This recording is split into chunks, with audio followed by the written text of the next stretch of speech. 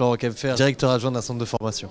Alexis, j'habite à Colmar. Jean-Marie Brome, directeur de recherche émérite au CNRS. Rulo Barthélémy, project manager dans l'industrie. Laurent, habitant à Fessenheim depuis quelques mois. Et Laura, je travaille sur Colmar. Monsieur Denis, et j'habite Fessenheim. Sébastien et mon nom de famille c'est R, H-E-2-R, ouais. Myriam Lovkawi. Kozlov, K-O-Z-L-O-W, Marcel. Charlotte Timothée, étudiant. Gilbert Moritz, retraité EDF. Simone Fest, candidate pour le nouveau Front Populaire sur cette circonscription. Il y a beaucoup d'informations sans savoir exactement forcément de quoi on parle. En fait, le projet Technocentre, pour nous, c'est assez vague. On sait que c'est un gros projet industriel, que c'est assez inédit en France ou en Europe. Donc pour justement le recyclage des déchets faiblement radioactifs, on est assez, pas perplexe, mais on a beaucoup de questions au niveau de la sécurité.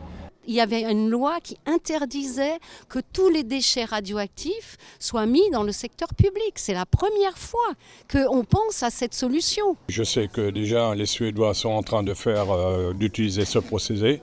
Et a priori, on n'a jamais entendu parler de quoi que ce soit, ni de fuite radioactive, ni d'accidents majeurs, voire mineurs. Moi, je pense que si les métaux à la sortie du Technocentre sont totalement neutres en termes de radioactivité, je pense que c'est une très bonne idée de pouvoir les réutiliser dans différentes industries. Ça ne permet pas d'en recréer, c'est beaucoup plus écologique que par exemple reprendre du minerai, le retransformer et tout. On parle d'une catégorie de déchets faiblement radioactifs, donc a priori il y a des limites, des analyses et une expertise sur ces points-là, donc je veux bien être relativement confiant dans la technologie qu'on déploie.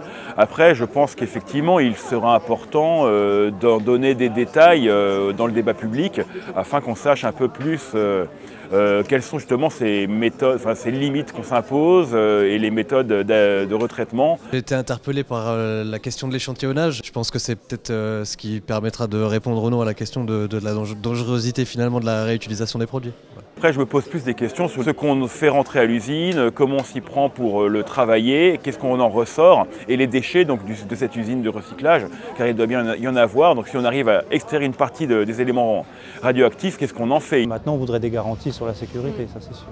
On sait très bien que, compte tenu de ce qui va sortir de ces hauts fourneaux, qui sera effectivement partiellement décontaminé, mais qui ne sera pas entièrement décontaminé, physiquement c'est simplement impossible. Il faudra savoir que quand on va mesurer la radioactivité rémanente à la sortie, comment on la mesure? C'est envisageable de donner une seconde vie à tous les déchets, quoi. Comment ça marche? Il m'a expliqué que le métal sera séparé, on peut l'utiliser pour autre chose et il y aura moins de radioactivité. Mais je n'ai pas le processus, moi je ne suis pas dans la technique. Même s'il y a très peu de radioactifs, parce qu'il faut qu'on ait un protocole côté travail et côté perso. Le déchet, où sera-t-il traité, où sera-t-il évacué? Est-ce qu'il est sur place? Est-ce qu'il va être vitrifié? Comment est-ce qu'il est stocké?